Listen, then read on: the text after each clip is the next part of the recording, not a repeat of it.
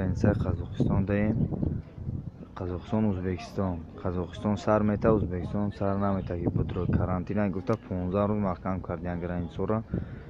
Янҷа халқи тоҷиқ омадагиай, хай касе ки паспортшо Русия гашта Россия рафтан метавонад. Касе паспортшо русӣ нест, ай вай дар Қазоқистон мемонад, карочи буман наметавонад.